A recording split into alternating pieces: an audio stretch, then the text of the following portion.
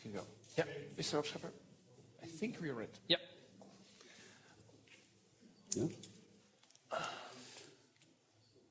Are we live? We're live? Yeah, you can start. All right. Good afternoon, all. Who does not remember, I would like to ask you all, 1989, the fall of the Berlin Wall and the collapse of the Soviet Union a few years later. It was the time to start a long and well-deserved geopolitical holiday, we thought, on this side of the alliance. The liberal international order had come out victorious. History had ended, so why not relax? Francis Fukuyama thought. President George H.W. Bush thought. We thought. I thought. And the comforting maxim in Europe was, as it had been since the birth of NATO in 1949, when in trouble, call the White House. As we Europeans did, by the way, in the 90s, after genocide had been committed in the Balkans. As we all know, not America's, but Europe's backyard. Fast forward now 30 years. The European Union, a financial economic giant, a political adolescent and a military pygmy, struggling with its role, realizing that holiday is over, but uncertain how to prevent becoming the nut in the geopolitical nutcracker handled by China and the United States. And the question is, what does the European to-do list look like to prevent this from happening? First of all, my recipe would be to be more tough on trade and industrial policy. When you qualify China as a systemic rival, one can argue about the systemic, but a rival China definitely is, you cannot leave it here. I can understand that the European Union Competition Commissioner, applying existing rules, blocked the Siemens-Alstom merger, but serious competition and a geopolitical level playing field demands a new and different approach to industrial policy, where so-called, quote-unquote, European giants should not be rejected out of hand. This is as relevant for the competition from China the European Union is facing as for the way our American friends operate in this domain, usually by tweet. America first, you Europeans, buy American. Think about old and new here. This is about building trains and cars, certainly, but it is as important to compete with Chinese and American digital technology and artificial intelligence. Controlling and coming up to speed with what has been dubbed the weaponization of data, both in the civilian and in the military domain, will be crucial. Let me applaud in this regard recent comments made by the chairman of the European Roundtable of Industrialists, Karl-Henrik Svalbard. I have two reasons for doing this. First of all, because of his recent plea in the Financial Times to invest more in European jobs and innovation. Secondly, because the debate about Europe's geopolitical role and weight will profit from active participation of the corporate sector. I spoke about being tough on trade. The European Union could do with some more self-confidence and self-esteem here. A market of 500 million plus, still including the United Kingdom, which has not yet finished its voluntary political suicide, a market of 500 million plus is as much in a position to tell China to abide by the rules as are the United States of America. On one condition, though, that we Europeans do not fall into the bilateral trap the Chinese and to a certain extent also the Americans under Trump are setting up for us. Why do I say this? I say this because both the Chinese and the American presidents much prefer to do business with individual nations and not with the institution European Union. And that spells danger, as we have recently seen in Italy when that country bilaterally dealt with China on the so-called Belt and Road Initiative. And we see it with President Trump, bullying Germany on a regular basis and threatening its vibrant and competitive automotive industry and export.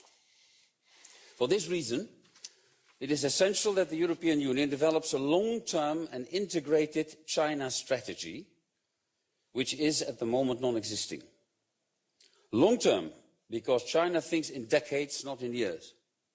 Integrated, because China thinks and acts completely integrated in all its policy domains.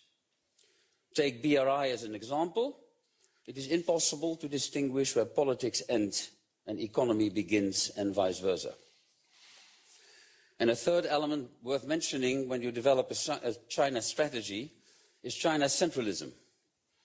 A party which is more powerful than the state, no distinction between public and private, between state and private companies. Post-totalitarian surveillance, no individual freedoms. Ask the Uyghurs, the Turkic Muslim people in Xinjiang province. I realize that developing a comprehensive China strategy will be far from easy, but will force us to look at Europe's position in the world and the choices facing us through a more geopolitical lens. Quite a challenge for us Europeans, because we will be sailing uncharted waters, given Europe's angst for geopolitics. But remember the nutcracker. There's another leader ready to use it, and he sits in the Oval Office. President Trump is, in my view, more a symptom of the Indo-Pacific trend in United States foreign policy than a clean break with the past. But that is slightly beyond the scope of my short talk today. Where I do agree with the President Trump, and that does not happen very often, is where he castigates us Europeans for seriously neglecting our commitments in the realm of defense. The economic giant is still a military dwarf who thinks he can ring the White House doorbell whenever in trouble. And here, ladies and gentlemen, the European Union should start to take itself seriously. Yes, in a scenario which could lead to invoking Article 5 of the NATO Treaty, and you know it, an attack against one is an attack against all, I'm confident that the United States would act. But I can think of a few scenarios where the United States would rightly say, over to you guys. In other words, a European Union claiming a role amongst the big ones, which is what we should do, should be able to project hard military power when the situation so demands. And I add, in these Trumpian times, the European Union cannot afford to be tough on trade while being soft on defense, for the simple reason that the United States President links the two. We cannot tell the Americans that we Europeans are the best allies they have, which is a truism, while at the same time not being able to defend ourselves. We are facing a credibility gap here, which should be filled as soon as possible, were it only for the reason that Americans and Europeans need each other in countering China's ever-growing political and military clout. French President Macron has understood this in launching his so-called European Intervention Initiative on bringing the able and willing together to create a serious European military capability to be used when necessary. I hope that we can keep our British, or should I say English, friends fully engaged in this domain when they have the Brexit drama behind them. Same goes for Germany, which could and should have a much higher profile in the defense domain, and hopefully in other domains as well. Talking about France and Germany, I think we all realize that the European Union can only become a serious geopolitical player and actor when we hear a coordinated narrative on its functioning and its future from Paris and Berlin, which at the moment is unfortunately not the case. China and Russia, and yes, the United States of America, are ready to cash a divided Europe as a strategic prize in the 21st century great game of geopolitics we are witnessing today. It's a complex game, where we are confronted with more classic elements of territorial dominance, like the unlawful annexation of Crimea, China's so-called 9-dash line in the South China Sea, claiming sovereignty, as you know, all over this vital artery for international trade. But what has been dubbed as the geopolitics of technology, like, as I mentioned, the weaponization of data, artificial intelligence, machine learning, and I say again, in both the civilian and the military domain, are, in my opinion, as much part of this great geopolitical game And also here, Europe cannot afford to play only second violin. Why are we Europeans so behind on 5G technology that the Chinese are now in the position that they can divide Western alliances? Or, as the FT yesterday quoted Secretary of State Mike Pompeo, China is in a position to divide us on bits and bytes. Ladies and gentlemen, a cri de coeur in conclusion.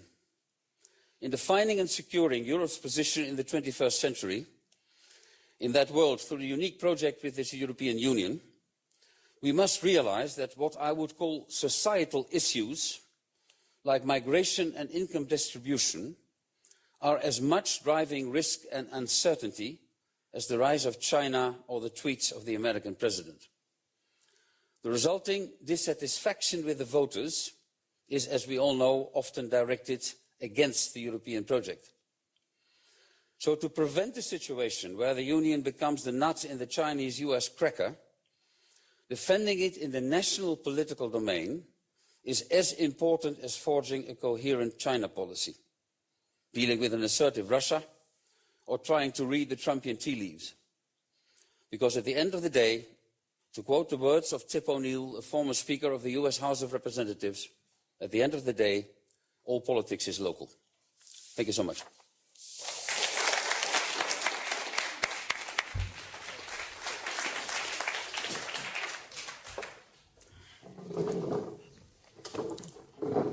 Thank you very much, Mr. de Hoop Scheffer, for those excellent introductory words. My name is Rem Korteweg. I work at the Klingendaal Institute, and it's an honor to moderate this session with 4 excellent speakers.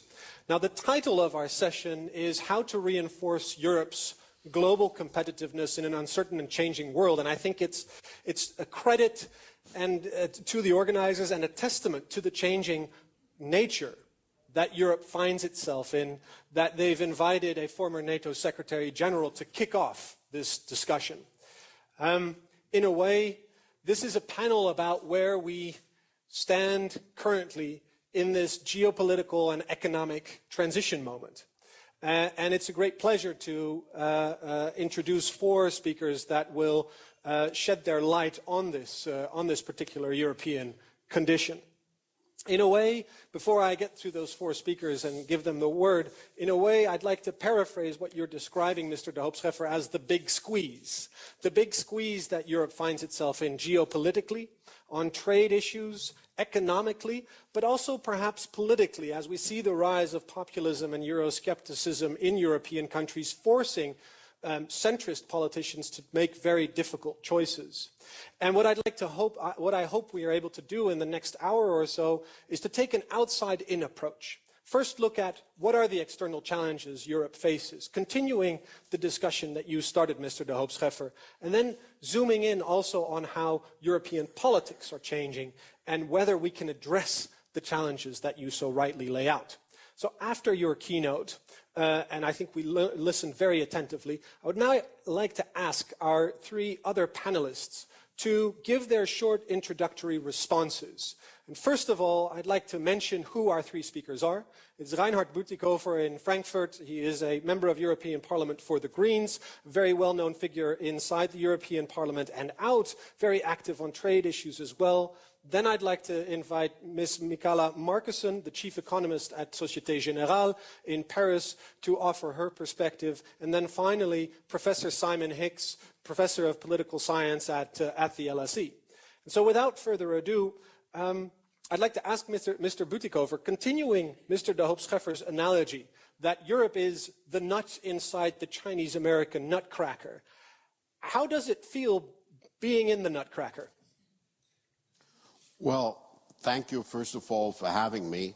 I must confess that I'm afraid I will be more optimistic than I might be expected to be. But I really believe that the European Union has already started to move beyond just waiting to be cracked. And I would argue that if you look at different policies that we have been pursuing vis-à-vis China, notably the anti-dumping measures that we put in place, the measures to screen sensitive foreign direct investment, the connectivity strategy, or look at the latest EU-China summit, where the European leaders managed to strike a new tone. I think Europe has begun to understand that it has to get its act together and to get moving. And it has already begun moving. I would say then that Europe is better in that regard than its public image is. However, there are, of course, these external challenges, and these external challenges are exacerbated by internal divisions. Mr. de Roop-Scheffer spoke about Italy signing an MOU with China over the Belt and Road. Well, Italy did sign that MOU, but on the other hand, Germany and France did the real deals with the Chinese. And I think it's, as often is the case, if you point your finger at somebody, three fingers are pointing back at you. So I think it is up to us to understand that all the nations have to start, and particularly the strong nations in Europe, namely Germany and France in the first rank, have to start acting as European powers and not just as representatives of a narrowly defined national economic interest. And that also applies vis-à-vis the US. I recall that last year, Mrs. Merkel went to the White House trying to convince President Trump to lower the tensions on trade. She came back empty-handed. And the same happened to President Macron. And only when President Juncker went in July, I think he succeeded. And I would consider the deal that he did with President Trump as a real stroke of genius. And he proved to the Americans and to us that Europe acting together can indeed play this role, and we're not confined to being a nutcracker, to be the nut in the cracker. But of course, we also have to play offense.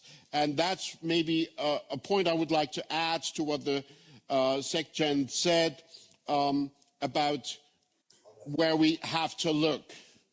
I believe that an activist European policy is as much about defining a coherent European industrial policy that drives innovation, that drives digital and eco-innovation and social innovation, at least as much as defending against unfair trade practices from the Chinese or from the US president. So I think the real game is about overcoming the internal divisions and overcoming the laziness, I might say, that we still see in some capitals. But when I look at major business organizations like BDI, the German Federation of Industry, they came up with a brilliant China strategy paper, which at the same time qualified as a strategy paper for European industrial policy. So I think there everything comes together. Thank you very much for your thoughts, Mr. Bütikofer. If I can paraphrase, what you're effectively saying is that, yes, we might be the nut, but the glass is actually half full, where there is already work being done. I'm just mixing my metaphors. Or the nut is maybe also a nut of steel, maybe.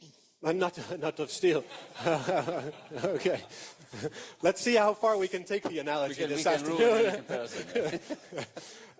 But turning over to you, Ms. Markussen, you look at Europe primarily through an economic and a financial economic lens. And I'd like to ask you specifically whether you think that Europe is up to this ambition that I think both Mr. de Hoop-Scheffer and Mr. Bütikofer share, of making Europe that more credible global actor. And in your view, what does that mean for the role of the euro? And can that be strengthened, or are we simply kidding ourselves?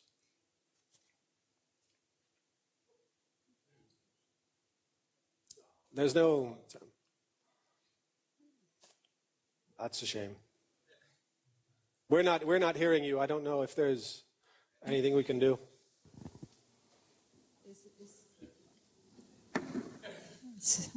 Yes. So it's still not working? Yes.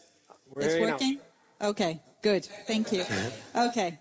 So basically, I think if we start off with something a little bit positive, it's interesting to notice that it was really only when the US went in on the Iranian deal that Europe woke up and realized how powerful a tool the US dollar is. The US dollar allows the US an amazing reach when it comes to implementing its geopolitical goals. And it was at that time that Europe woke up and for the first time stated an ambition to create an international role for the euro. So I would say that was actually quite positive. On the other hand, I also feel it's a little bit of a shame that we have to wait for something like that to happen for us to wake up in Europe. So it's sort of on the one hand good news, on the other hand it's bad news. But you started off by saying that my vantage point is economics, and that's very true. And what worries me as an economist looking at the world today is that we really came from a multilateral framework. And that multilateral framework was at many different levels. It concerns trade, concerns geopolitics, military. But I would also argue that the multilateral framework concerned something really important for us in the financial sector, and that was crisis management. If we look at how the previous financial crisis was managed, it was very much through cooperation and also in defining a future regulatory framework. And I think what we need to worry about today is if we go into a new crisis, will we be able to manage that in a collaborative approach? Or will it be a question of everyone trying to build the bed sheets towards themselves? And along similar lines, I would say that in the regulatory space, are we in danger today of moving towards more fragmentation, where each country or each zone is setting regulation to optimize its own agenda rather than cooperating? And my concern is that we are moving towards this more fragmented global order, and that in that context, Europe really has to move away from being what I think can be fairly termed a political adolescence, as we heard in the initial speech, to becoming an adult. So I've been trying to think about what does it mean to be an adult? It's not easy, but I think if you really want to be an adult, you have to have a clear vision about what you're doing. And I think this is the most important challenge for Europe today, to decide what is it that we want to be. There is an awful lot of ambiguity within Europe. We're not quite sure, do we want closer cooperation? Do we not want it? We're always sort of hesitating. We leave a lot of ambiguity, and I think we can no longer afford that. So I think we need to have the courage to build a new vision. I think we have every opportunity to do so.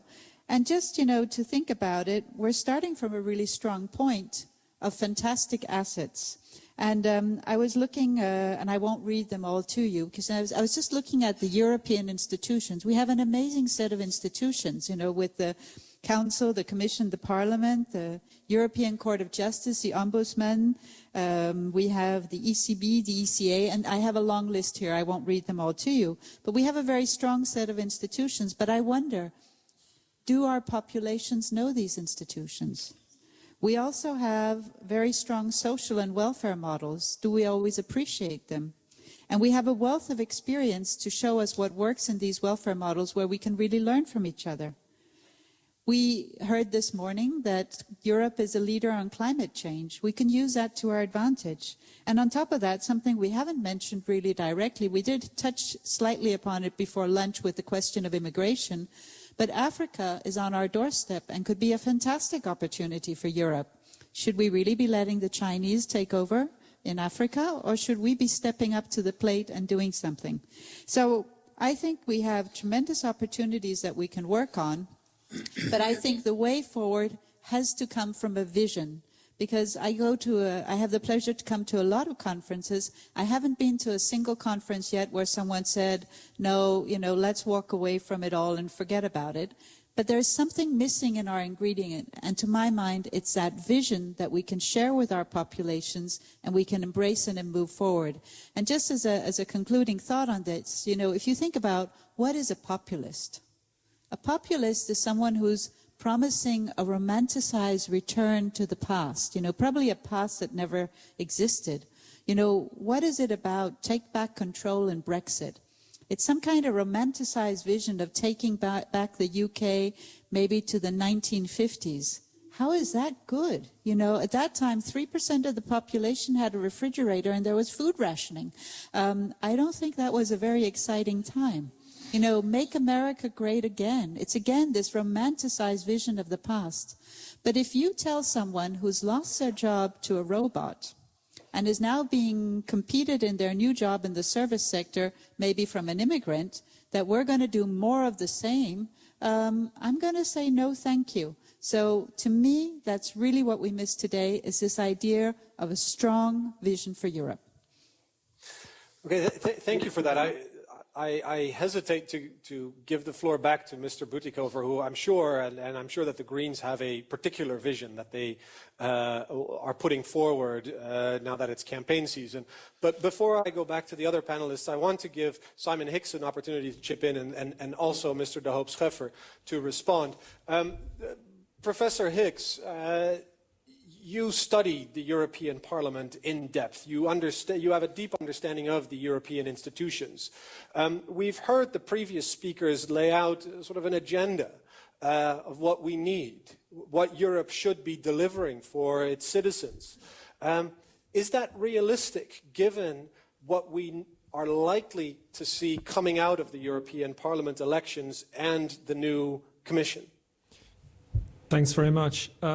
As you say, I speak here today not really as a Brit. It's odd that I have to make that clear at international conferences I speak at now. I speak here as a scholar of the European institutions and a very passionate supporter of the process of European integration. And I'm very worried about where we are right now and where we're heading. I actually, following on from the previous speaker, I see two different visions emerging, and I think it's a little too simplistic to just describe the populist vision for Europe as just a harking back to the past. I think it's been evolving, and you can see, for example, the traditional vision for Europe is one of freedom and emancipation, both internally and externally. So internally, it's about removing barriers, opening up more opportunities for free movement of goods, services, capital, and labour as a vehicle for generating growth and prosperity.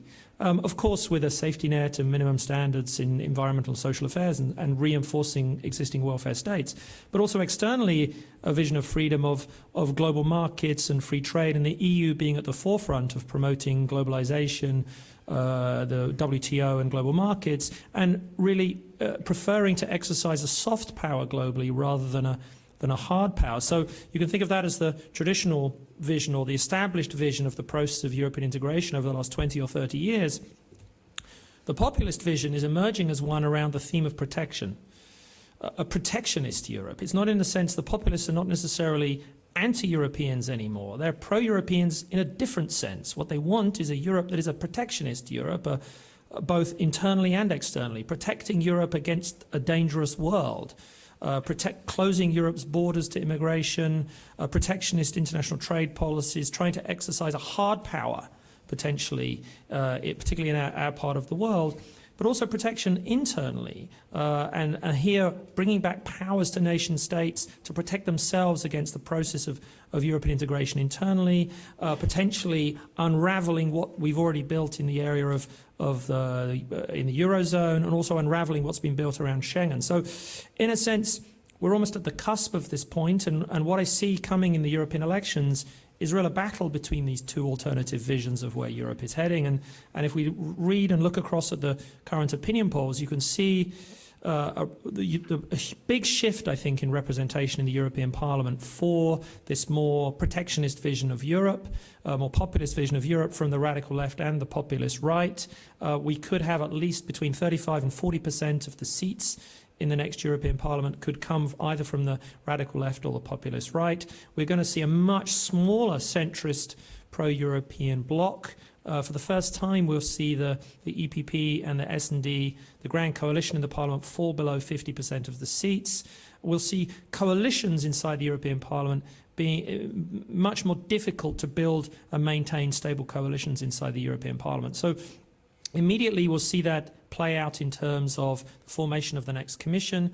I think it's going to be quite difficult to get a Commission President of one of the two big party families through.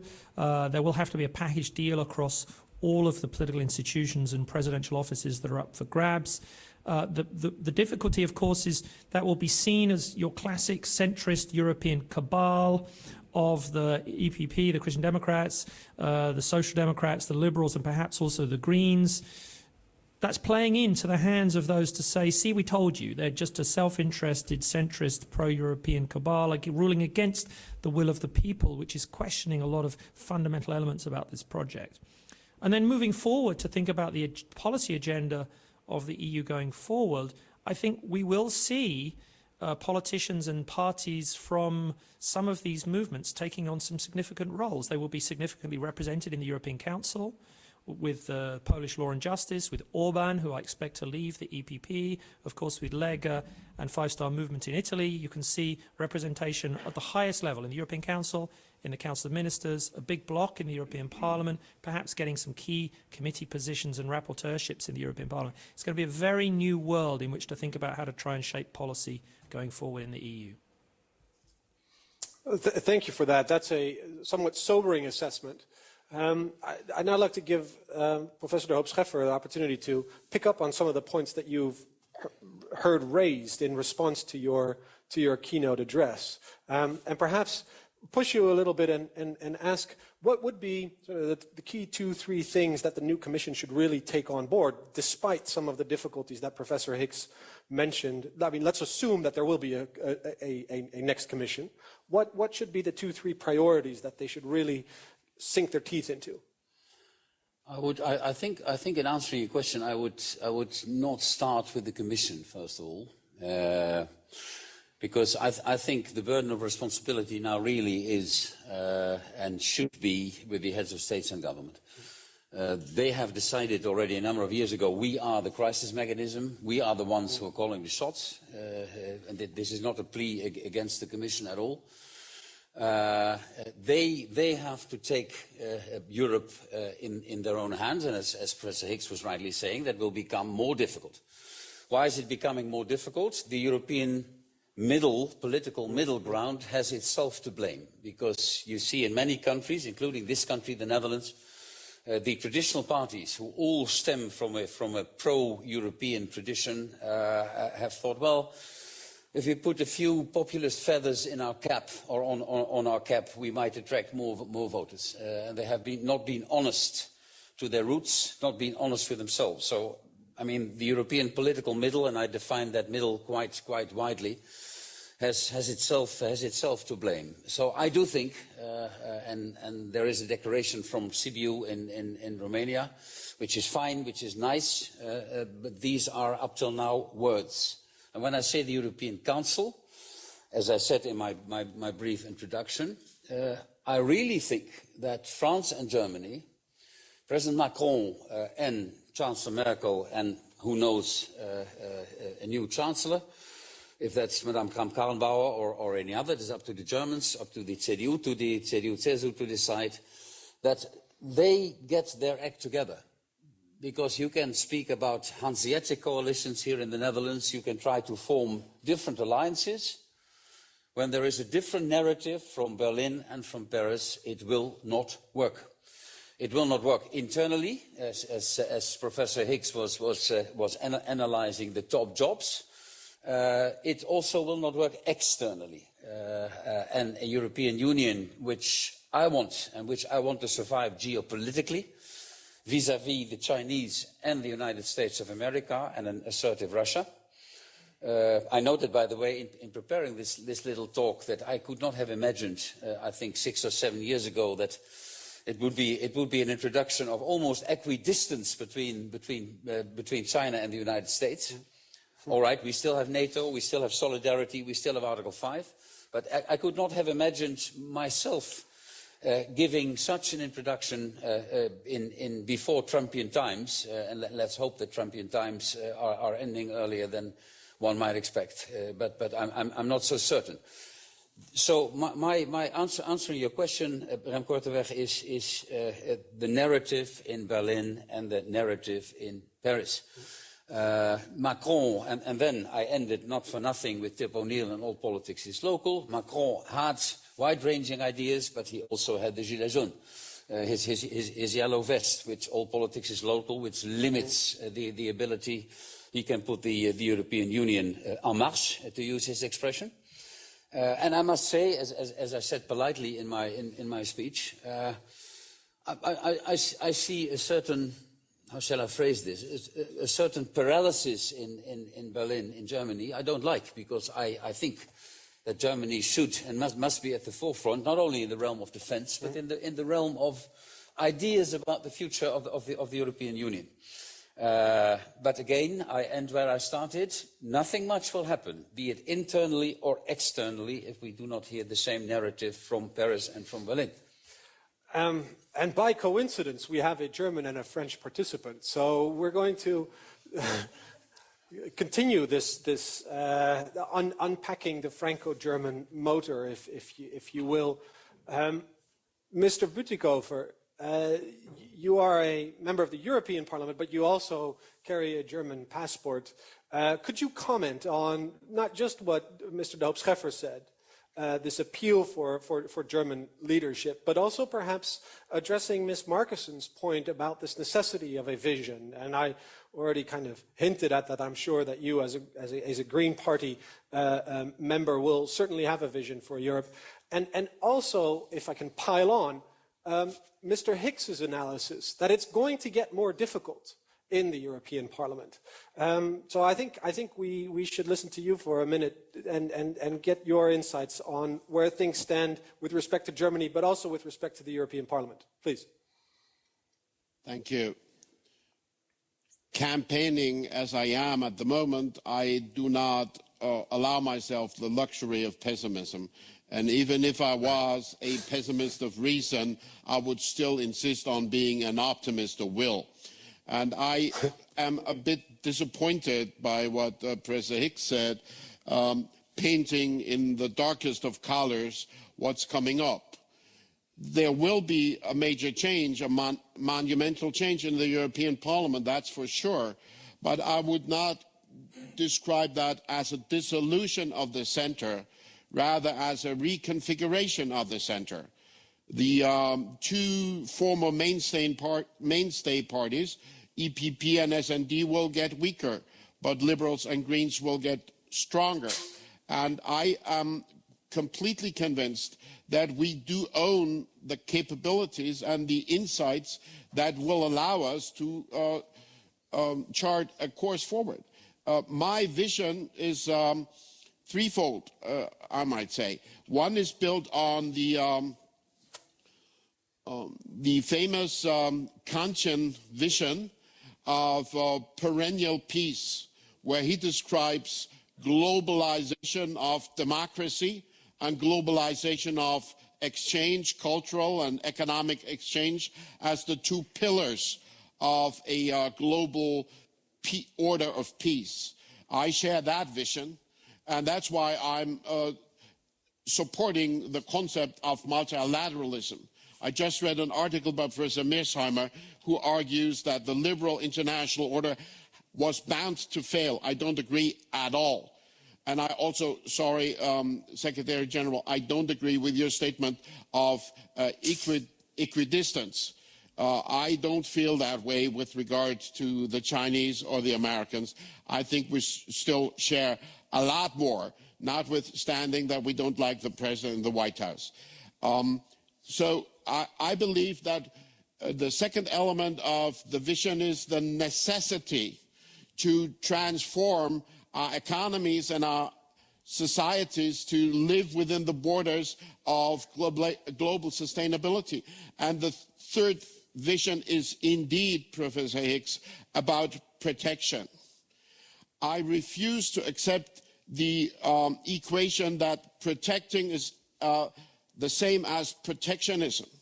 When we protect European industry against unfair competition, that is not protectionism, that's just creating a level playing field. When we insist on protecting people, protecting small businesses, protecting people that are jobless, unemployed, against an unfair development of globalization, I don't think that this is something that we should reject as a negative notion. I agree with President Macron when he says that, yes, Europe should be a factor of protection. And I do think that the nationalists and the authoritarians that you spoke about are trying to shape their concepts of protecting in the framework of nationalism. And that's a major difference to them. We think that there's only a way to establish European sovereignty on the big issues. And we cannot dream of recreating national sovereignties on issues like climate change or international peace. So they try to transform the EU and to make it into a club of nationalists.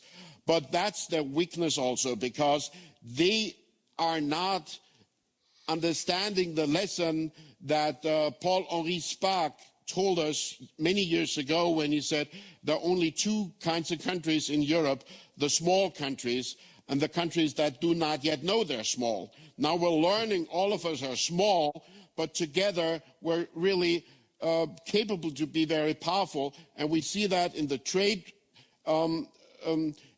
sector, and we can also do that in other sectors. I do believe that we can also grow up with regards to security. So protecting is an element of the vision. It's not the only part, but it should be integrated.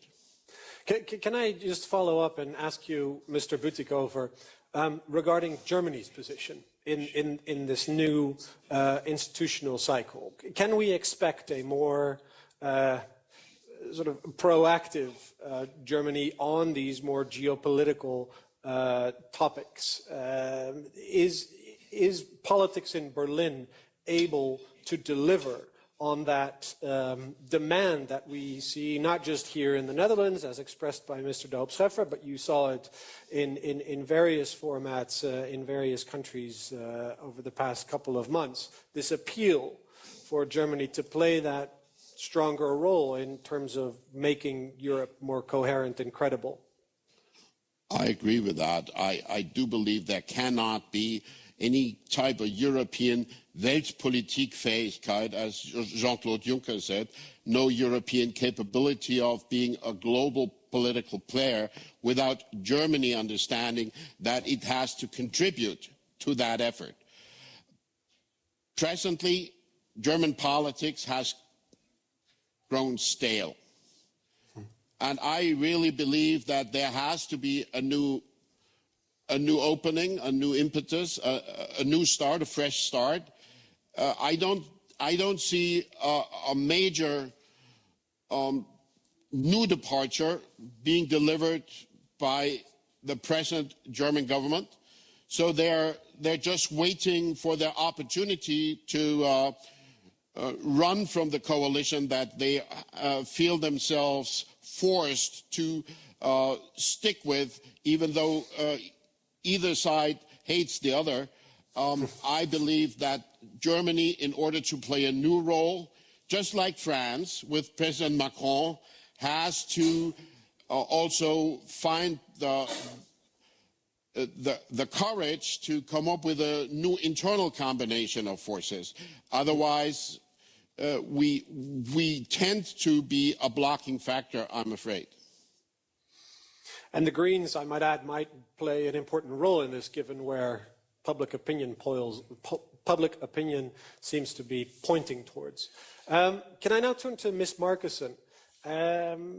You're based in Paris. Could you reflect a little bit on the role that Macron and France are playing in this new Europe, and perhaps also connect to it what from, again, coming back to your predominantly economic vantage point, whether France is an inhibitor or a problem in delivering that, a facilitator or an inhibitor in delivering that economic promise that you described.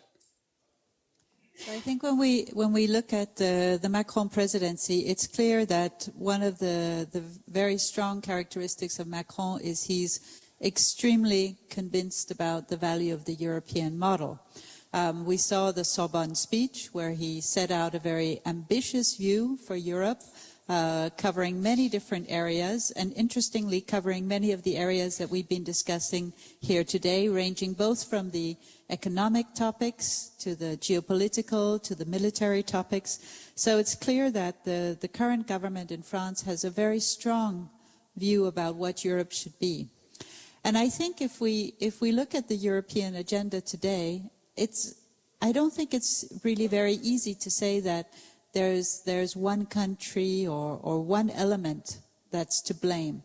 I would say if we're looking at Europe today, I really think it's, I like this idea of us being a political adolescent, because if we look throughout the process, there are just many areas where we struggle to move ahead. And I would say one of the areas that we have lost a little bit of is trust amongst the member states. You know, when I think about the international role of the euro, and we heard it mentioned many times this morning, I think a safe European asset is a key building block. Being able to have a well-functioning banking union, a true capital markets union. But all of those elements depend on handing over some form of sovereignty. They depend on some level of risk sharing, some level of risk reduction as well. And I think it's about rebuilding that trust between the member states that's absolutely critical. Now, if we think about trust, that can take an awful long time to rebuild. So I think what we have to do is, rather than hoping we can rebuild it, is to have the courage to trust each other and to move ahead very, very quickly. My concern as an economist is that over the coming years we will face another economic downturn, and I don't think we should expect the US nor China to be in the mood to address this in a multilateral framework, and as such it really will be up to Europe to have the strength. So from the perspective of France today, and France is my adopted country, as anyone in this room who's heard me speak French will know very clearly. You can see my name is quite Nordic in its nature, but I strongly believe in the European model. I strongly believe in what Europe can deliver. I think that there is a shared view in Europe that we need a stronger Europe, and I think what we need to do is be able to compromise and build up. What I would say, though, is I disagree a little bit on the idea that it's only about Paris and Berlin. I think it was true at a time that Paris and Berlin reflected the different views in Europe quite well. I'm not 100% convinced that this is the case today, and I would think that including Rome is very important as well, but also giving consideration to the other European capitals in building this vision. So those would be my thoughts. Yeah, just in support of Mr. de Hoop-Scheffer's comments, I think what he meant is that the Franco-German tandem is necessary but not sufficient. But correct me if I'm wrong. Well, I think it's a precondition. We need, and I mentioned the Hanseatic coalition. I mean, the Dutch government, for those who don't realize, is also operating within the Hanseatic format, which is a format with a few Nordic countries and Baltic countries. Fine. I mean, you can build any coalition you want. But I think, Rem Korteweg, I'll stick to my point that more than ever now our British friends are what I called nearing the end of the debate on their voluntary political suicide. Europe becoming more continental. It is essential that France and Germany agree on the way forward. So we need French-German leadership. I mean, I can't say it more clearly. And of course, other capitals are important. certainly in the framework of capitals as was mentioned, Orban in Hungary and the Italian coalition. I mean, we have a very complicated political picture, but bringing the European Union as this unique project we all need forward. That is why I spoke about China and the US. Indeed, of course, not because we have as much with China and with the US.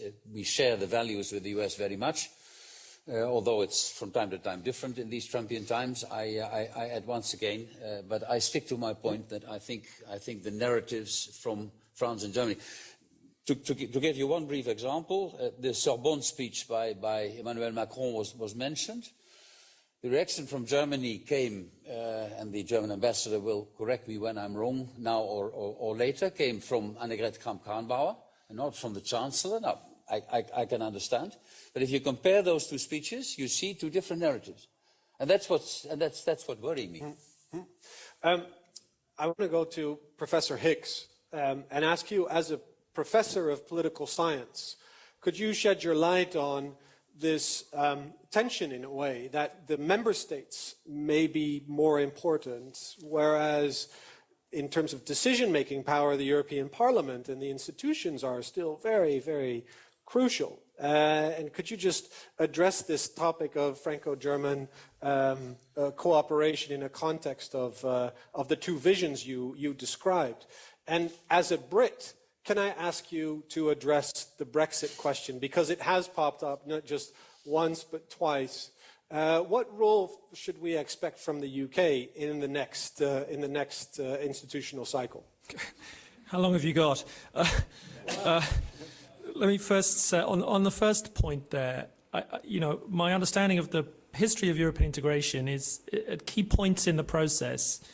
There's a new package deal that gets put together. If we go back to the 50s and 60s, you can think about the package that allowed the creation of the common market. And then if you think about the 1980s, you can think about the package that allowed the creation of the single market alongside the structural funds, minimum social and environment standards. And I don't see the emergence of a new grand bargain that would allow a major step forward that is necessary in the things that Michele was talking about here, in capital union, banking union, deeper economic and monetary union, plus also a new major step forward in defense and security. I mean, everybody amongst ourselves, we can all agree this is what Europe needs, both for its security, its global projection of power, its economic efficiency internally. But I don't see the elements of the grand bargain that would allow 27 member states to actually come on board now in such a heterogeneous, such a pluralist polity that we now have. Far more heterogeneous than in the 50s, far more heterogeneous than in the 80s and 90s. And when I say heterogeneous, I mean heterogeneous in terms of policy preferences or policy positions over economics, security, global questions. This is the concern that I have. In terms of how Britain fits into this, I think right now in the UK, there's an obsession with what's going to happen in the next few days, the next few weeks, the next few months. Whereas, and I don't see, and I find frustrating, a vision of a relationship between the UK and the EU for 5 to 10 years from now. And the vision that I would like to see is the UK and the EU as very close partners. And I often use the analogy of Canada and the United States.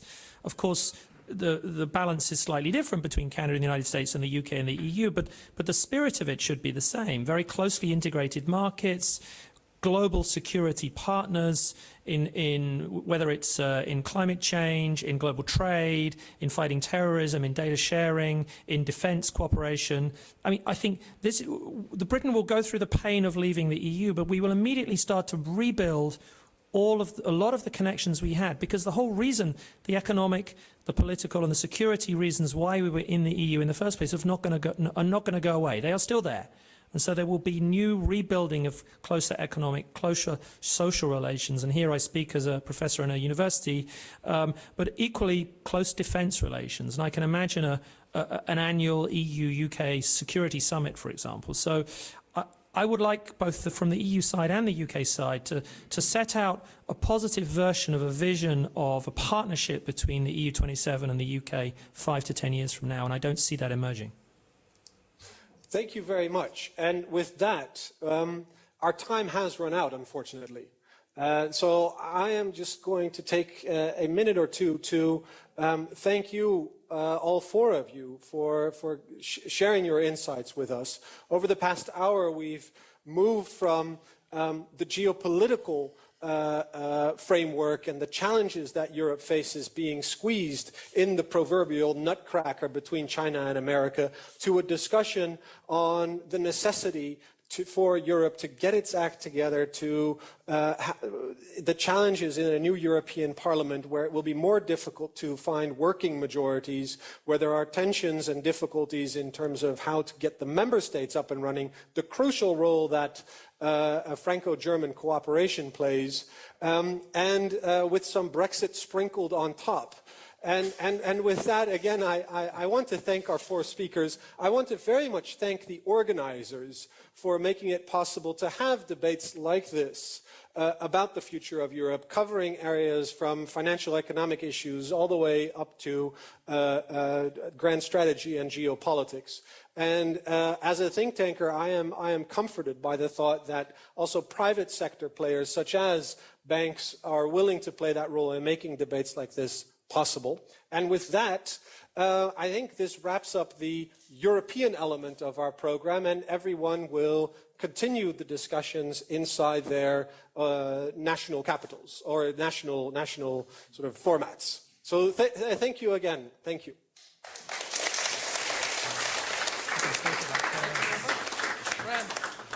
Thank you very much. Please stay seated.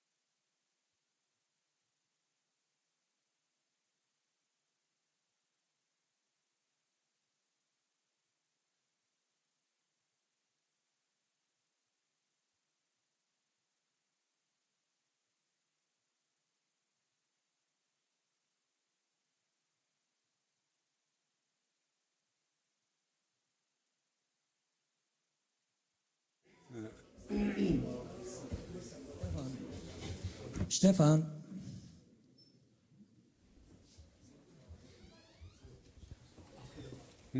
Hello, hello.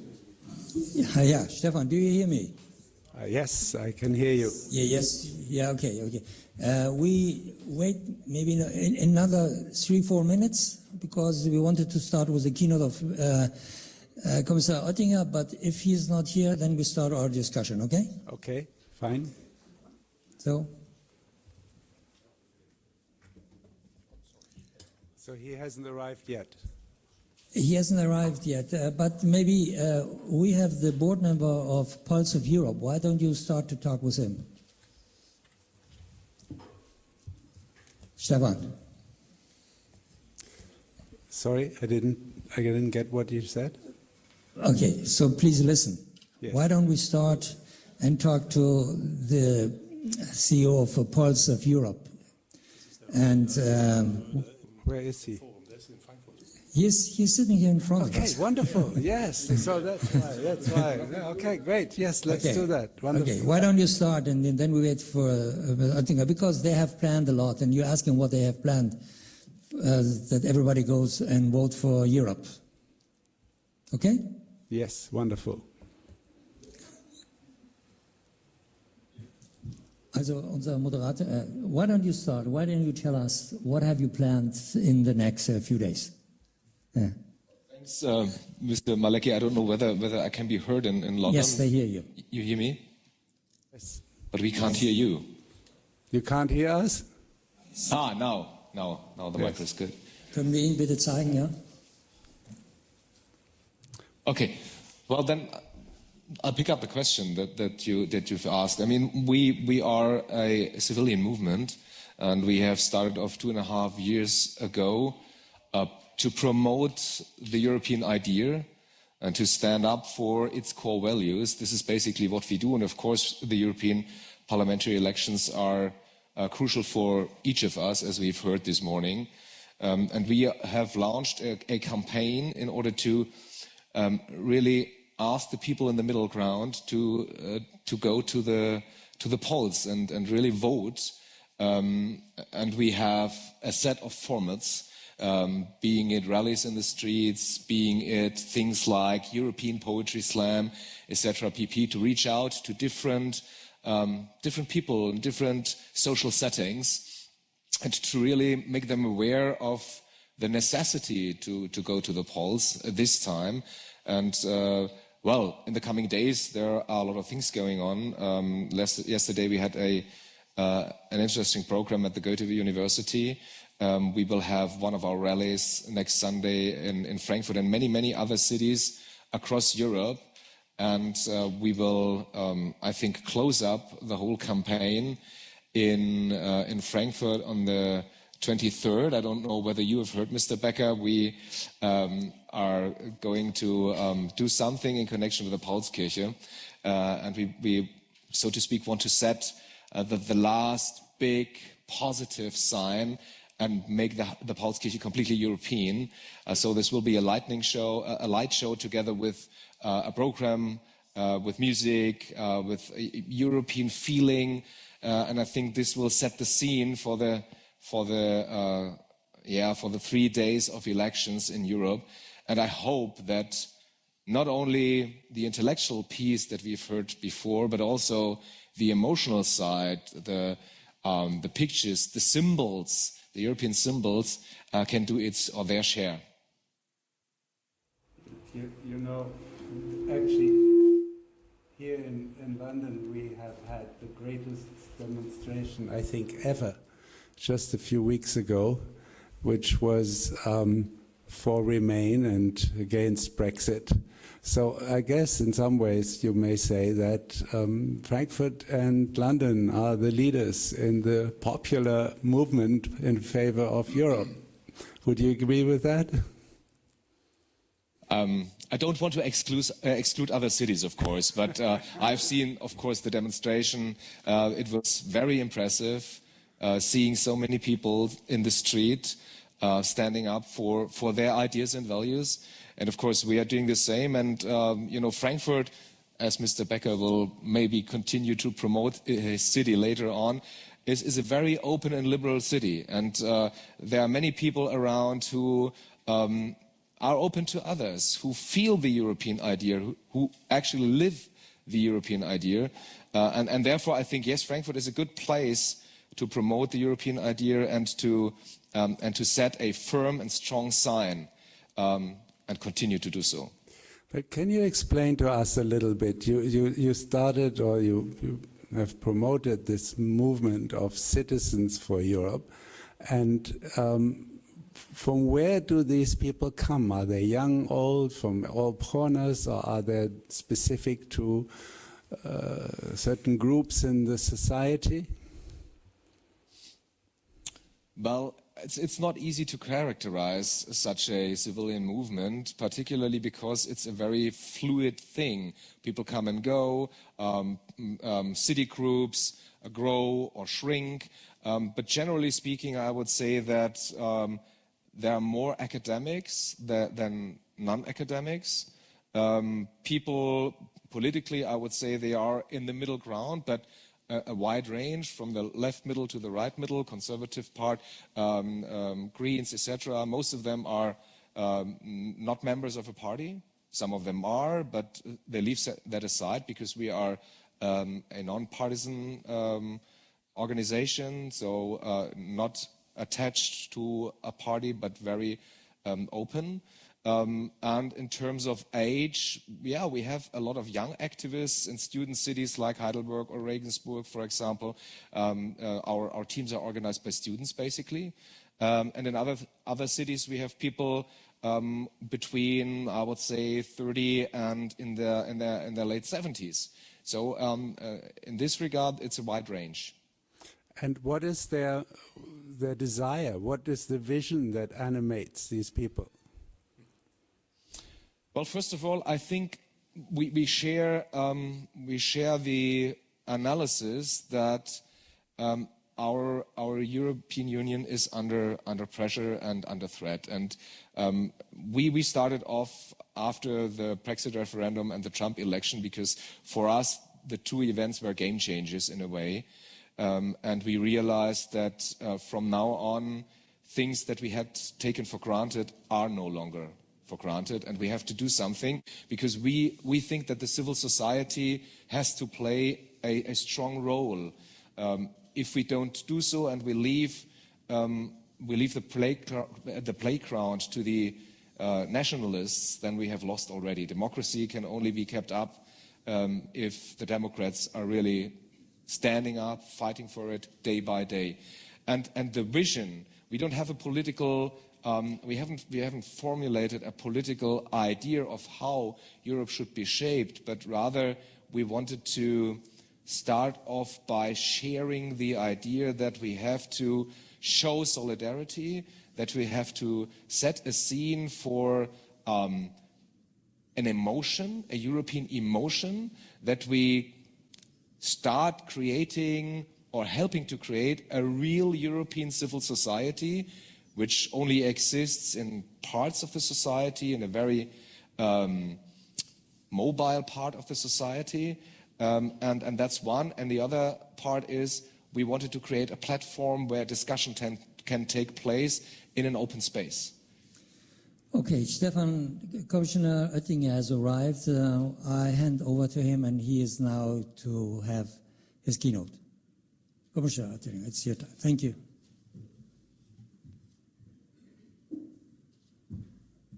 Please welcome him with me. Dear host and moderator, Mr. Maleki, dear panelists, dear colleagues from London, ladies and gentlemen. What is our situation in spring 2019? Germany, our EU, how do we see our actual state of play? Looking back, last 6 years have been really good years, seeing our European economies, our European labor markets. Year by year, our economic growth was higher than expected before. Labor markets are in a better situation than in 2013, 14 or 15. Even our budgetary structure in nearly all member states is quite stable, is good. Now, the spring forecast is analyzing 2019, 2020, and our economic growth is decreasing. Take our 3 Eurozone locomotives, France, Italy, Germany. France, economic growth is about 1%, Italy 0.1%, and Germany 0.5%. If you compare these 3 European big member states, and if you see other ripe countries globally, Canada, or Korea, or Switzerland, or the US, all of them have a growth in 2019 between 2 and 3%. And in parallel, we have to see we are living in a competition of order of values, more than ever. You can say a battle of the systems. Here, our order of value, our European order of value, our German order of value, our British order of value, democracy and a parliament. Social market economy, rule of law, freedom of belief, of religion, of press, and these values are under pressure. Because globally, more and more competitors don't accept or don't trust or don't realize these values. Autocrats in Ankara, autocrats in Moscow, some autocrats tweeting day by day from the White House. And the completely different system is China.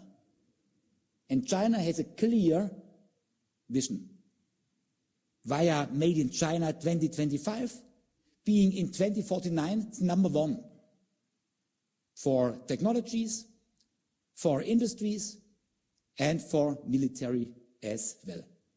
Do we have a vision in our EU, in Brussels, in Frankfurt, in Berlin, in London? No, we don't have. And if we want to stabilize our order of values, if we are convinced that parliamentarian democracy, that social market economy, that rule of law, that our liberal society full of freedom and rights, that freedom of speech, of belief, of religion should be stabilized for us and our kids, then we have to fight, therefore. At the moment, we don't fight for our order of values. It's not clear which governments will survive. Is it the Chinese governance, the European way, or is it the US? We are in a kind of a sandwich position. And so we need, I think, a stronger European Union. It has to do about world politics ability. World politics ability. We have to speak about an European Union speaking with one voice, having one common and coherent position, seeing Venezuela, seeing Istanbul, seeing Syria, seeing sanctions and Russia, seeing competitiveness and the digital revolution, or Made in China 2025. So we need more Europe. Our EU, we have two groups of countries. First group, countries, member states, being small. The second group, member states, and they know that they are small. No member state is big. Even not France, not the United Kingdom, not Germany. Germany, in a few years, we have 1% of the global citizens. 1%. It's nothing. If we want to play a role designing the world of 2050, fighting against climate change, defining standards for our industries, being an technological pioneer, stabilizing our own sovereignty, then we have to work together in a better manner as we are doing today. Now our friends in the United Kingdom are willing or are trying to leave the EU. They don't find the way out for the moment. Our position is an exit without any regulation would be worst case. We have to avoid an exit without any regulation. So extension and flexibility is our position as a European Commission, as a Council, as a European Parliament. Because an exit without any regulation would be terrible for the UK economy and difficult for our EU 27 economies, for our citizens as well. Yesterday, the government in London announced UK is taking part when we have end of May an European election and afterwards a new European Parliament. My friend, member of the Commission, Julian King, coming from UK, is my best advisor His outlook is the following. 1/3 of all votes are for Labour and for the Conservatives, but together 1/3. 20% for Labour, 14 for the Conservative. 14, not 40, 14. A second third, 1/3 for Farage and his new group, a Brexit party, and for UKIP, 1/3. But 1/3 for Remainers, for Liberals, Greens, New People, saying UK should stay in our EU. Interesting. And my dream is maybe there's a second referendum or an earlier election or anything else to avoid that the exit is coming before end of this year. Because, let me say in an informal manner, Great Britain will be Little England afterwards. Sorry. And we need a stronger Europe, EU plus. And my hope is that we have some new discussions in London and the exit is not a reality next weeks. It's about our European competitiveness. If you see the digital revolution with big data, with artificial intelligence, Europe and Germany, we are lagging behind. We have some strong positions, seeing robotic, sensoric, photonics, but seeing platforms, seeing big data strategies, seeing artificial intelligence and industries, we are totally lagging behind. Not all policies have to be Europeanized, but we need a European digital policy and strategy. We have to come to a way to a digital union, digital single market. And research and innovation has to be a European dimension. No company, not Siemens, not Philips, not Schneider Electric, not Bosch, standalone, has the human resources, the number of IT specialists, engineers, and the money to compete with Google, Apple, Facebook, Microsoft, and Amazon, and on the other hand, Tencent, Huawei, and Alibaba. No member state has a financial power. Not France, not Italy, not UK, not Germany. But together, as a joint undertaking, a public-private partnership, European Union and Horizon Europe and Digital Europe, our European financial programs, plus several member states, plus our industries, together as a public-private team, we can compete. We can hold our position when we are a frontrunner, robotic. And we can come to a competitive situation where we are lagging behind artificial intelligence. So we need a stronger Europe.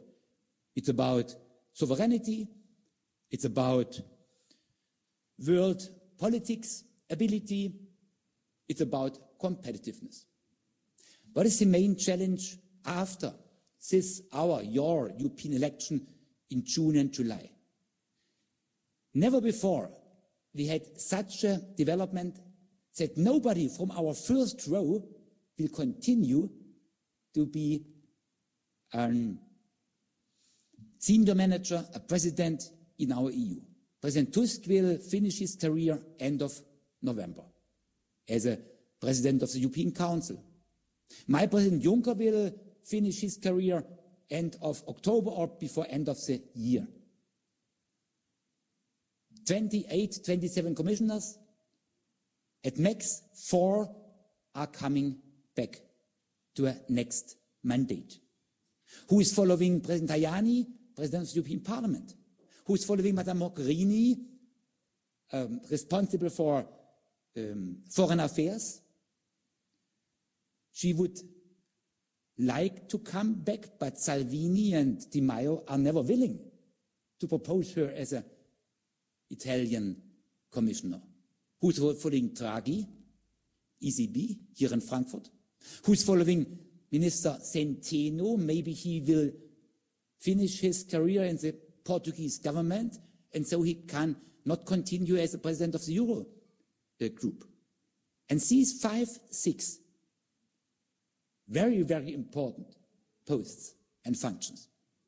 Therefore, we need a balanced package, Western Europe and Eastern Europe, North, South, women and men, Christian Democrats, Conservatives, plus Socialists, plus Liberals, plus Macronists. And to organize this balanced package is the main challenge to see before end of the year. Is Europe stabilized? Is it about good governance? Do we have a coherent team? Or are we failing? And I think this should be interesting for all of you, because it's your European Commission, your European Council, your European Parliament, your ECB, your Eurozone group. Thank you.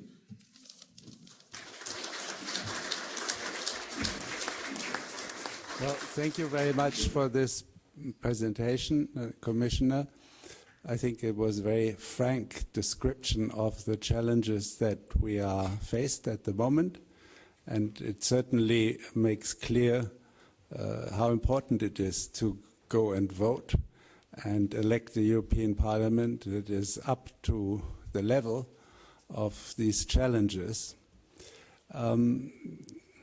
I would like to say also that maybe this particular meeting we have now here between Frankfurt and London is actually well chosen, because I think both cities in both countries are actually hubs of liberal, open attitudes towards the world, and we have a similar enjoyment of the liberal qualities of life. And maybe we can talk a little bit about that. And in this context, maybe I could ask first the mayor of the city of Frankfurt, Mr. Becker, to give us his impressions and also maybe the questions you would like to address to an audience here in London.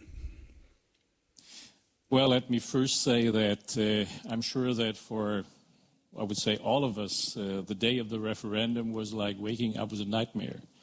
When I went to bed, I was thinking that on the next morning we will see polls results, probably like 30% that would like to be out, and the big majority would like to stay in. And the result was as what we have to deal with today. And I think what Pulse of Europe was also already addressing is that we can't take things for granted, that we kind of thought that we just could give from one generation to the other. It's nothing that comes for granted, but that every generation has to work for. And even with all the possible aspects, the possible chances, the possibilities for Frankfurt as the major financial center on the continent, I'm too much a European that I would not underline the wish that Mr. Oettinger was just addressing, to say that I would really hope that the Brits will find an exit from Brexit. And of course, what you are saying about the two cities, when we see the results even of the referendum in London and in the countryside, you see a lot of what was just said in a few words, what is the view of people in an urban structure, which doesn't mean just urban in the sense of a single city society, but of a society that knows and learns that we are connected. We are connected culturally, we are connected in the way we deal with the world, we're connected in the way we are trading, our commerce is going. And of course, Frankfurt is the most international city in Germany. No, people would say perhaps Berlin. I always say Berlin is international by office. We are international by our DNA. Because even back in medieval times, trade was done here as the center in the Holy Roman Empire, the electoral and the crowning city. All the European path routes went through Frankfurt. And like the airport today, if you want or not, you are passing Frankfurt. And of course, more and more people are getting to Frankfurt. And if you look at the economic side, the European Central Bank, we have EIOPA, the European Insurance and Occupational Pensions Authority. We have the European Systemic Risk Boards, the Single Supervisory mechanism. So all this structure, all the institutions of the supervisory, of the regulatory side, of the monetary policy, is here made in Frankfurt. And of course, for that reason, Frankfurt is one of the European cities, we're not the European city also in Germany. And we live from connecting. And when the decision was made in London, or the Brexit was decided in Great Britain, it was also here that we said that we do not go to London like birds that are sticking for the nice parts that we gain, but to begin a partnership. We really stood there and said, and you got people in London today, we're of course in a way of competition, but at the same time we are not going to dig for the treasures, but we wanted to create a new partnership because we are so much knowing that Europe stands and falls with this and the upcoming generations and the chances and the risks within. And for that reason, I would really like to address from here the first wish that Great Britain finds a way and not at the far end come from commonwealths to chaos. Mr. Oettinger very well said about the small England. It's not my perspective wanting Great Britain to lose its role, and of course London will not lose totally its role as a financial center. But the chances are more in the cooperation, and that is what I would like to address here towards London, that Frankfurt, first hoping that you're staying in, but on the next step, if not, then we are going to create a partnership for the benefit of both financial and not only financial centers, but for the cultural centers that we create and we're standing for. Well, thank you very much for these words, but I tell you, as important and as, I guess, understandable as it is that many Europeans on the continent would like to keep Britain within the Union, the debates here are so heated that you're burning your fingers as soon as you say something about this. And so it's an interesting experience for us in London to hear what the attitudes about this are on the continent. Mr. Jeffcoat, you have kind of a unique perspective because you are a Brit, but you live in Frankfurt, and you have the best of all worlds, I guess. I think that's a very good description. Thank you very much for that. Yes, I'm a Brit. I was born in the Midlands of England many, many years ago, but for the past 27 years I've been living in Frankfurt. I came to Frankfurt in 1992 after 10 years in Japan and a few months in between in London, and my friends in Tokyo and London said, "You must be mad. Why are you going to Frankfurt?" And my wife and I married 2 years later, and her friends in Vienna thought that she was even madder. Why would you leave Vienna to go to Frankfurt? And in the first couple of years, I think that my impression of Frankfurt was that it was a rather soulless place. But in the meantime, I've discovered that it's certainly not soulless. So my understanding, or my family's understanding of the place and our feeling well in the place has progressed. But in addition to that, I've got the feeling that, or the strong impression that Frankfurt has made some very positive developments in the last 10 years in particular, looking across the whole range of industrial business activity, but also cultural activity in terms of the educational sector. Frankfurt is on the up, and it's a great place to live. And in the meantime, I have got the best of both worlds in the sense that I have two passports. I am a Brit and a German in the meantime. Very good. I think many Brits living on the continent have taken this kind of insurance policy out, and probably some others, I know of them here in London, have done the same. Mr. Menges, you are in charge of, if I may put it bluntly, promoting the whole area in and around Frankfurt. And we heard one thing before, which is talking about London. I mean, London in many ways is a much bigger area in terms of population and all that. But we've heard how important it is to integrate the city and the not rural areas around, but those that are less urban than that. How is Frankfurt dealt with this particular issue of integrating the surroundings with the city? Well, thank you, and certainly hello to our friends back in Frankfurt, particular the mayor of Frankfurt and Frank Scheidig sitting on the left. I like your socks, by the way. But you're talking about the regional integration. That has been not an easy process, and in some instances, actually, I've been reminded in many instances of the European process, because when we talk about the region of Frankfurt, the greater Frankfurt Rhine-Main region, sometimes you travel 5 to 10 minutes by car and you find yourself in a different municipality with the different administration in charge, with the different mayor.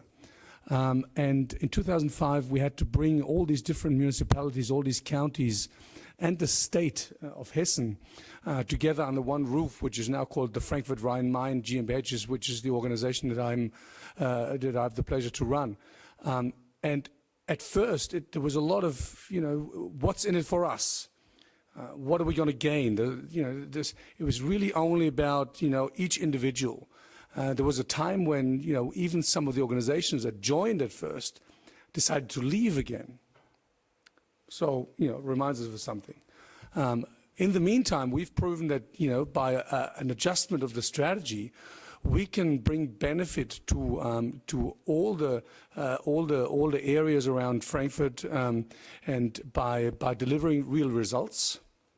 And that has created an attraction factor, a pull factor, where we're now seeing that we're reaching across state borders into the neighboring states, Rhineland-Palatinate, more known around the city of Mainz, northern Bavaria. They have joined our organization, the Frankfurt Rhine-Main region, in order to promote the region as one body, as one economic area. And that has proven to be increasingly successful. And, we still have those discussions. What's in it for us, but less and less so. So I think that has been quite an integral part of building the brand, but also building the success of Frankfurt and the greater region. So basically what you say, Britain in, Britain out, one has to emphasize the synergies and the potential gains that cooperation can always produce, which of course is a very European message. I would like to bring the economy a little bit more into this discussion, and in particular, there is a big question as to whether Brexit is a great bonanza perspective for Frankfurt as a financial center. Mr. Markovic works for the EBRD, which is a European bank here in London, but it's not a European Union institution. And as such, they will not move, they will stay here. But they are very active, especially in the whole transformation economy areas in Eastern Europe, former Soviet Union, but all the way to even Morocco. And I would like to ask you, Mr. Markovic, what do you expect will happen in terms of, let's say, if we project the next 10 years in terms of financial markets, banking structures, the opportunities for cities like Frankfurt, but maybe also others like Paris and Amsterdam and even Ireland. How do you see this evolve, and will it be the end of London?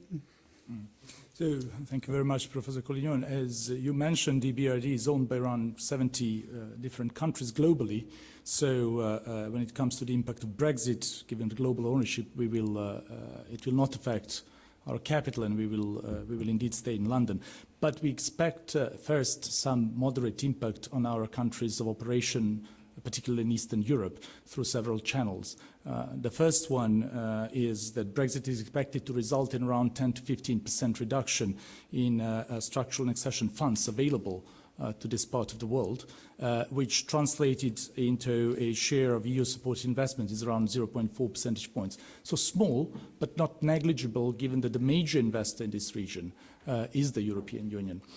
The second is the trade, and not only the part of the trade which is a direct export from the Eastern European countries to the UK, but also a part of the trade given that many of the Eastern European countries are part of the value chain of companies in Germany, for example, that then export to the UK.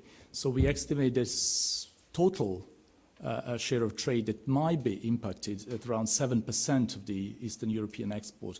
Of course, I'm not saying that Brexit will impact all these 7%. The harder the Brexit and the more friction it creates in the EU exports to the UK due to the customs borders and so on, if it happens, the closer to the 7% we'll have. But perhaps most challenging, the impact of Brexit, and particularly on the non-EU Eastern European countries, may come if the EU focus on enlargement and thus support for the reforms in this region, not only non-EU countries, but maybe Eastern European countries within the European Union, if it weakens, if all things that happen with Brexit refocus to other topics and we don't pay attention to this region. If this focus on enlargement weakens, that can also open the door for competing geopolitical influences, notably China and Russia, which may have, shall I say, a different reform agenda. So while we consider the impact on Eastern Europe of Brexit to be very moderate economically, we continue to watch the space for this longer-term reform impact that might happen. In the longer run, and coming to your question about opportunities in financial market, I'd say, like the Commissioner Oettinger mentioned, that a major challenge for Eastern Europe will be financing innovation. If you're thinking about the economic growth model in Eastern Europe, population there is not rising. So the growth will have to come from productivity and will likely have to come from innovation. But there's a big challenge. Financial systems in Eastern Europe, as well as in Western Europe, are very much bank-centric. And banks are not very good in lending for innovation. Banks in Eastern Europe lend against collateral and history. And innovative firms are either young, without history and collateral, or even if they're more mature, investment innovation is intangible, therefore not easy to collateralize. So the question is, how do we really fund this new model?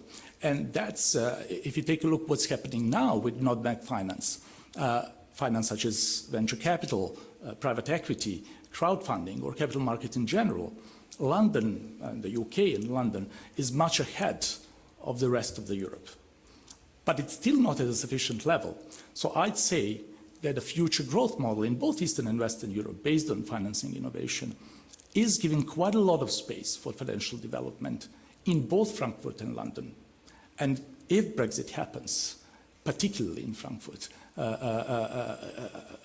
making sure that access to non-bank funding for innovation purposes remains as ample or actually increases is one of the major goals.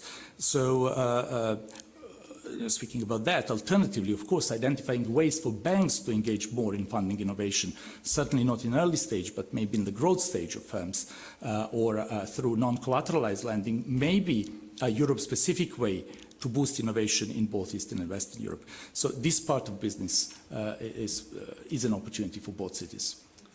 Well, that's very interesting, and I think we really should focus on the innovation issue, although that in itself needs an enormous amount of human capital built up, which probably is not so present in many of these countries you were talking about. So that in itself poses the question how much capacity is in there. But I would like to add to that one thing regarding the speech by Commissioner Oettinger. He was mentioning, asking the question about which model will prevail, China or the West, or something like that.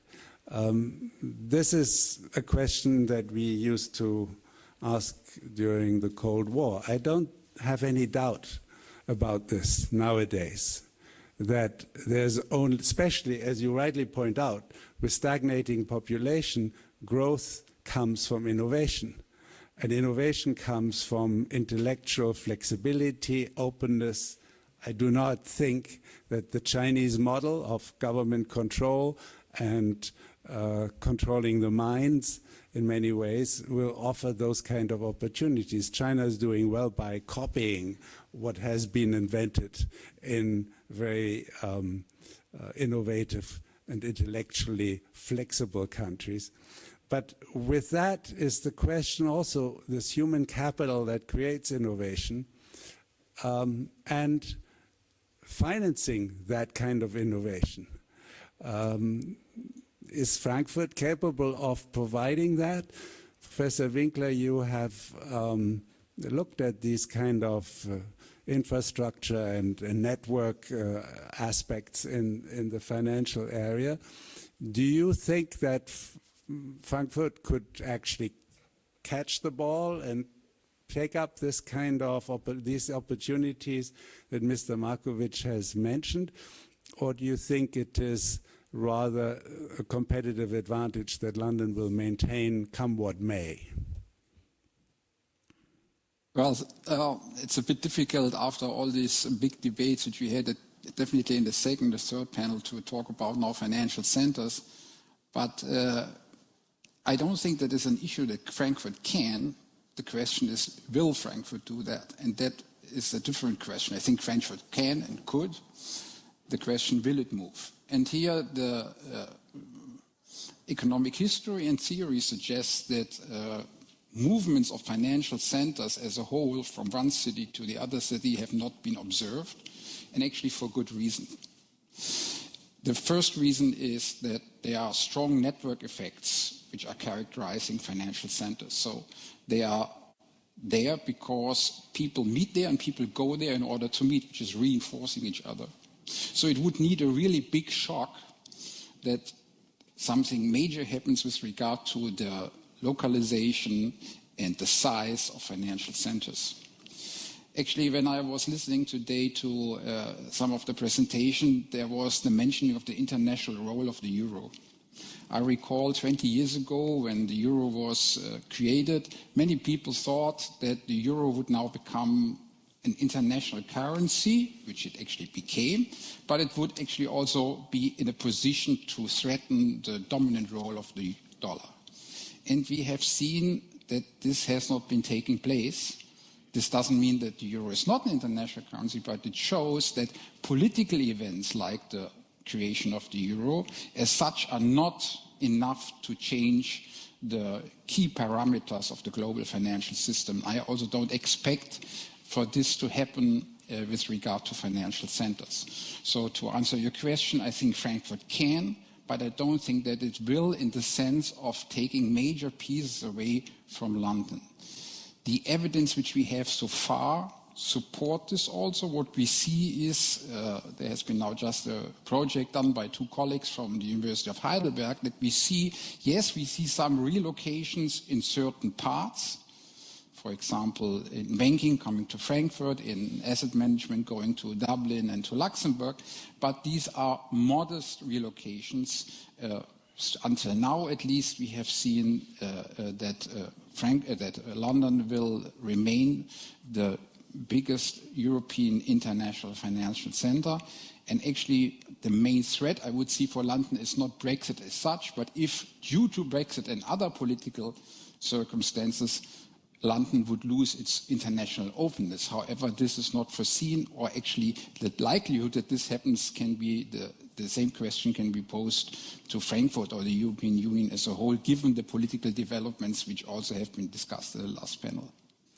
Well, but it seems that one of the developments that are already now coming out of Brexit is an increasing fragmentation of financial markets. You just mentioned the asset management goes to Dublin or to Luxembourg, and banking goes to some degree to Paris, etc. This fragmentation is the opposite of what used to be the strength of the City of London, which is an extremely tightly knit network of skills, of know-how, and of people who know and trust each other. I mean, after all, on the entry doors to the Bank of England, it says, my word is my bond, and that is an issue of trust of people who know each other. If we fragment the financial industry in Europe, are we effectively undermining the capacity of Europe to be a financial player? It was mentioned earlier that Shanghai and Hong Kong and Singapore are actually already ahead in many ways and operations. Well, I don't think that, well, first of all, it's clear when the global economy is growing, and as it has been also changing with regard to its distribution. 30 years ago, Asia was in a very different situation economically than it is now, that we would also see a catching up in terms of finance. So therefore, I'm not surprised to see that we have observed the rise of these financial centers, also in relative terms, as we have seen the rise of emerging markets in terms of share in world GDP. I think in the beginning of the 2000s, it was that we, for the first time, had global GDP, the share of global GDP produced in emerging economies and developing economies was for the first time larger than in advanced economies. But this is a relative decline given the overall increase in GDP which we see on the globe as a whole. And therefore, actually, I would be worried with regard to this kind of fragmentation which you have mentioned. If we would have a decline in globalization, that actually is, in my view, actually the more threat to cities like London and also Frankfurt, if we would have given the political dynamics which we have seen in the last couple of years, if this would actually threaten globalization, not only with regard to trade as we now see it, but also with regard to finance. Mr. Scheiding, you are in charge of the British Chamber of Commerce in Germany for the Rhine-Main area. And in view of the discussion we've just had here, if I take up what Mr. Winkler said, would you feel that the willingness of businesses and startups is there to pick up what Frankfurt's potential could be? Or is it sort of the reality going to be much more boring and maybe less exciting than what these opportunities seem to promise? Yeah, thanks very. Do you hear me? Thanks very much for the question, and thanks to Nader Maleki and his sponsors for inviting me here, first of all. And before I answer your question, I would give an example from last night. Some of you might saw the soccer game, Eintracht Frankfurt against Chelsea. I think that's a good example. Chelsea with its budget of more than 900 million in its portfolio. Frankfurt not even 10% of it, but you saw how tight it was. So passion also is a very important factor. Now I come to the answer. I think Frankfurt and the Rhine-Main region, but don't forget also the federational setup with Berlin and other major economical centers, either North Rhine-Westphalia, Hamburg, in the south, Munich, Stuttgart. They have learned to play this federational system. And I think the federal system is key to Germany and will be also key to the EU. Frankfurt itself has quite picked up, thanks, I would say, to the mayor's lobby under Mr. Feldman, you and others. They helped to bring Frankfurt on the, I would say, on the map as a completely different hub as it was, let's say, before the millennium. I myself came here 31 years ago from the north, from the city of Kiel, and I can tell you I was driven by car every day, every weekend, 600 kilometers back home to Kiel because it was so boring. Now I have to say Frankfurt became really, to me, the city with a lot of enthusiasm and a good field and ground for startups, fintechs and entrepreneur behavior. And this because of a very good work together with the local politicians, The industry, the financial, the real economy, do not underestimate it, that the Rhine-Main region is much more powerful, as a lot of people know, also in Germany. And again, what we heard before, the willingness to build bridges with London. There was never ever the attitude from the beginning when Brexit was asked for that Frankfurt wants to copy London or replace. I think it's a completely wrong approach. We have to look on Europe as a time zone, not at our borders, to have a chance for the future generations. And the crowd who we want to obviously encourage to come here and build with us a meaningful third time zone among the globe. And therefore, I think Frankfurt can really cope and make it up with others. Surely just recently in the fintech industry, I would say since the past 3 years, you will really feel it. But it's not worse as London. It's more, again, we have to work together here as a time zone, because so far the startup industry and the fintechs, when they are meaningful, they go to the Valley, they go to Tel Aviv, because this is where the culture is, the understanding of how to support them, particularly in the third phase of money raising, when the really cash burner kicks in. Then it is important. And I see that we more and more adapt that into our society, working together in these magic part of between the obviously science side, the real economy, the financial sector, and not finally to forgotten the politicians as well. And if we do so, and we have a common understanding, not just between Frankfurt and London, Paris, Luxembourg is mentioned, and also Amsterdam. Mr. Oettinger said before, rightly so, we have to speak with one voice. We have to learn to overcome the competition among each other. When China asked for the chances in Europe to see renminbi offshore centers, it was unbelievable how everybody was fighting against each other. In the end, Frankfurt made the race of 3 days. Chinese were clever enough to play everyone and obviously get the best out of it. And what do we have in the end?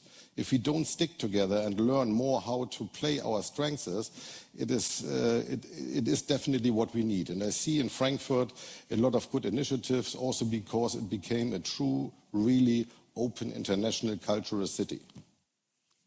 You know, when I first moved to live in London in the early 1980s, you said that Frankfurt in those days was boring and you had to escape it. When I moved to London in the early 80s, there were exactly 2 places where I would get espresso and cappuccino. One was Bar Italia, which is still in Soho there. The other one was a coffee shop between Piccadilly and Leicester Square, run by Indian immigrants escaping from Uganda. That was it. Today, it's beating in terms of gastronomy, Paris or any other city in Europe.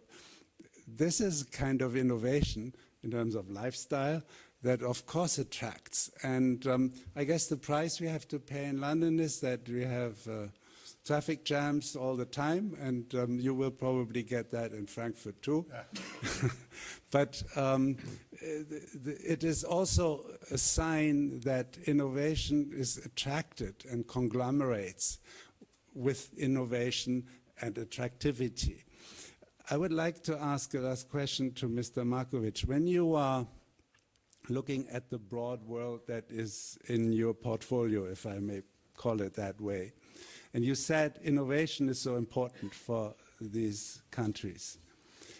Do you see that in those countries you have those kind of attractive hubs emerging? Or is it actually that the developed hubs, like Frankfurt, like London, are just feeding on each other and becoming stronger and stronger? A combination of the 2 things. It's not by chance that Silicon Valley or London are becoming centers. It's the whole infrastructure thing, including, importantly, the link between the universities and businesses. But we do see centers emerging, and including with the attempts of certain governments to create such centers to better the links between the universities and businesses, and to create, shall I say, critical mass for smaller hubs, innovation hubs, right, and so on. In particular, in our countries in Eastern Europe, we saw Sofia innovation park in Bulgaria coming up, and over last several years, increasing in impact. We also see that in some other non-European countries. It's not to the level of the UK and certainly not Silicon Valley. And it's hard to say whether it'll ever be. But what we see for sure is that we have a lot of good tech companies which started in Eastern Europe. Skype is one example, but there are other. UiPath, right, is a recent Romanian example, and so on. And we almost regularly saw in the past that as they come to the growth stage, so not the first stage is covered in Europe. As they come to the growth stage, they regularly move either first to London and then end up, like in Silicon Valley when they become very, very big and important. A part of it is ecosystem for sure. A part of it is also finances. So thinking about, I do agree with Mr. Winkler and other colleagues in Frankfurt. This part of the financing should remain global. There's no other way. What's for us to see is how to ensure that once companies leave Europe, they also come back, either provide the knowledge or act as a stimulator for the new startups emerging in the countries from which they left.